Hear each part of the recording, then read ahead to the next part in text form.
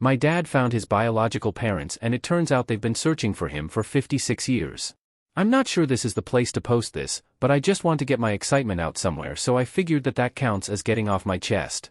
As you would expect from the title, my dad, M56, was adopted at birth. He was raised in eastern Canada and never really searched for his birth parents. The people who raised him are his parents to him and he loves them very much. They have always been amazing grandparents to my sister, F19, and I, M22. All he had from his birth parents was a letter which told him he was born out of love, but they could not support him when he was born.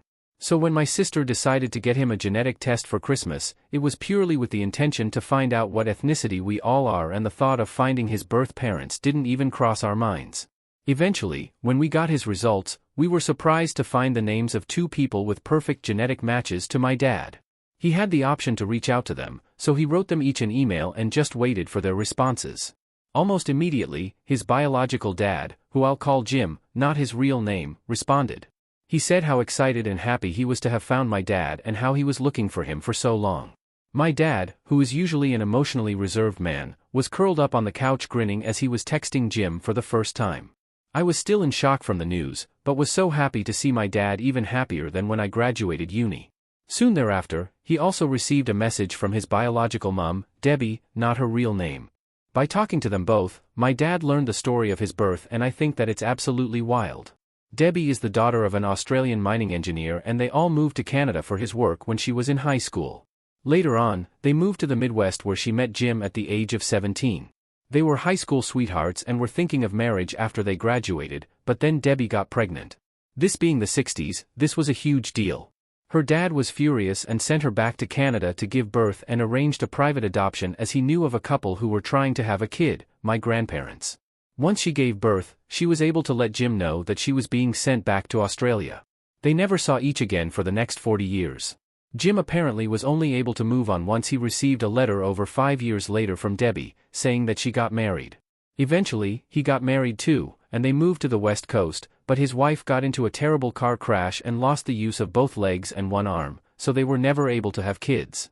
Debbie had 3 daughters in Australia, the oldest of which is 7 years younger than my dad. They saw each other for the first time around 12 years ago, as they reconnected on Facebook, and Debbie happened to be taking a trip to the west coast of America. Both Jim and Debbie had always wanted to keep my dad, and so they tried for decades to find him. But my province apparently is one of the hardest places in the world to find adoption information, especially since my dad only received his birth certificate at his baptism, so their names were not on it. Jim had essentially given up trying to find my dad until genetic tests became popular. He asked Debbie to take every single one, and he did the same, about 5 years ago, in the hopes that one day my dad would take one. When he received my dad's message, he immediately wrote to Debbie, "I found him." Since then, we have had several calls with Jim and his wife and they are absolutely lovely. We are their only family since they don't have kids and I couldn't be happier. At the end of the month, we'll be flying to the West Coast to meet them. It has been harder to talk to Debbie as Australia is so many hours ahead of us, but she also is so kind and an absolute joy to talk to. I haven't met my 3 new aunts yet, but apparently one lives in London. It's crazy to think that I might have been within a few kilometers of her the few times I've visited. I also have 5 new younger cousins. A couple of them are huge fans of Japanese culture, so they're ecstatic to hear that they have half Japanese cousins. My mum is Japanese Canadian, so my sister and I are both half. We hope to visit them one day in Australia, but we might all meet up in Japan next year. I don't know how to end this, I am still processing everything. It's absolutely incredible to have my family grow so much, but also a little overwhelming. I'm so happy for my dad, for Jim, and for Debbie, and am so excited to get to know them better. I hope I get to meet my new cousin soon too. I feel so incredibly lucky that this happened, seemingly against all odds. My dad was initially raised Francophone, so it's a miracle that they even speak the same language. Anyways, thank you so much for taking the time to read through this, and my apologies for how long this post ended up being. I might post an update after I meet Jim and his wife. I hope you all have a wonderful day. Update. First of all, thank you so much to everyone who left such kind and heartfelt comments on my first post. It's incredible hearing all of your stories. To those who were concerned that we would abandon my grandparents that I grew up with, that is most definitely not the case. They were the people I grew up with and I absolutely love them to bits, although only my grandmother is still with us. All the incredible times I've had with her growing up are so much more important than blood, and I can't comprehend the stories I read where people forget about their adoptive parents or grandparents when they find their biological ones. I won't recap my previous post here because I'm lazy, haha.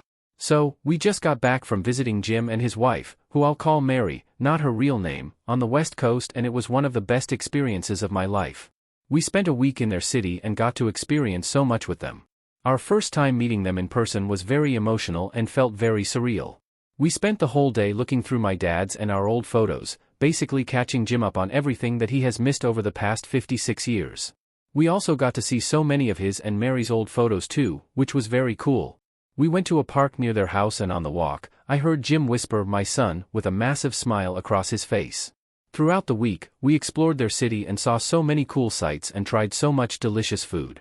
Mary knows her city so well, and it was great to see her favorite spots all around the city, from food carts to gardens to museums. We all went to an incredible Japanese-American museum, and Jim and Mary absolutely loved it. They were very keen to learn about the internment during World War II and said that they knew a bit about it before, but now it feels so personal. We went on 2 hikes with Jim. Mary wasn't able to come because she is in a wheelchair. It's so cool to have such an active and outdoorsy grandfather who is able to go on such long hikes.